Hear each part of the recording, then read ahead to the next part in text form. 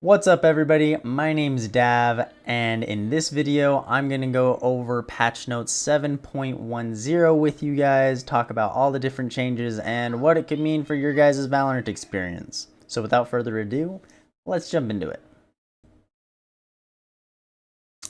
So as you can see here on screen, the big agents getting changed this week are Deadlock and Jett. In what capacity? Let's find out. Starting out with Deadlock, there are big changes to her gravnet. Now, anyone caught by her gravnet will now be debuffed indefinitely until they remove it, meaning they will have armor and health reduced. Anyone caught by the gravnet will now be affected by increased gravity and a reduction in mobility. For example, it now reduces Jett's tailwind distance. Gravnet removal time is now increased from 0.85 to 1.5 seconds, and the gravnet radius is increased from 6 meters to 8 meters.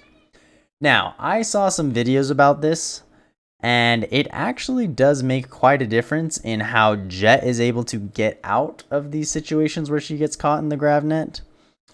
I think these are good changes overall to the gravnet. However, I still don't think it's enough to make Deadlock viable as a single sentinel on a comp, especially when you have those Cypher buffs that just came in. I really think Cypher's just gonna beat out Deadlock for a choice every single time.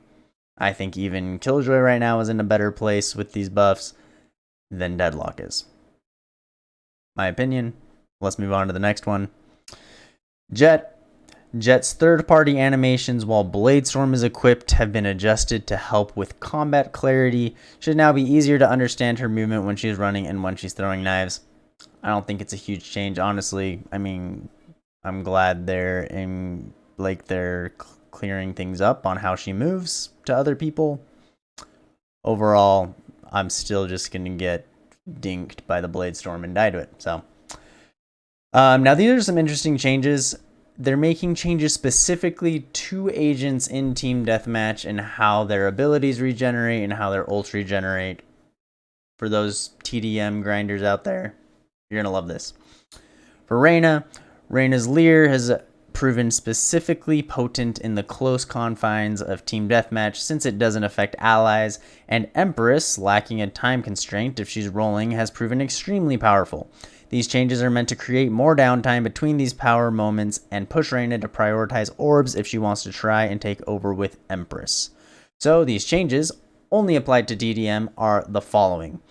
Leer cooldown increased from 44 seconds to 51 seconds, and Empress will now charge 14% slower. Fair changes, I think. Reyna is usually the dominant one in Team Deathmatch.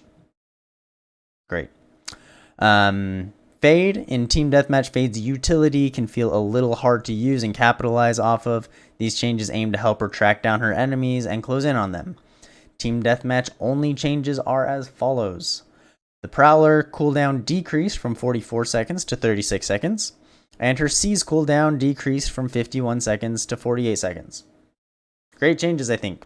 I love Fade.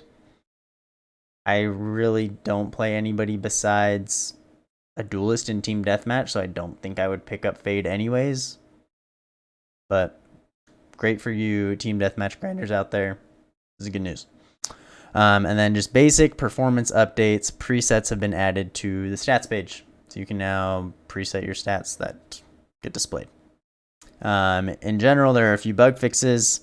Fixed a bug where reverb was not being applied reliably to some types of sounds, including gunshots and footsteps. Fixed an issue where Viper's Pit did not correctly block vision for enemies on the minimap and megamap. Fixed issues with Fade's Prowler passing through certain objects. And then player behavior fixed an issue where the report button text was cut off for the Arabic language on the player report menu. So for those Arabic language players, you can now report everybody just fine. And that's it for these patch notes. Overall, small changes, not good enough for Deadlock, I don't think. We'll see how it goes. Maybe I'll play her a few times this week just to see how the changes feel, but I think they still have to do more work on Deadlock in order for her to be competitive with, especially Cypher now that he's gotten these crazy buffs, and I'm seeing him picked in every single match I play, and even Killjoy and Sage. So that's it for this week's patch notes.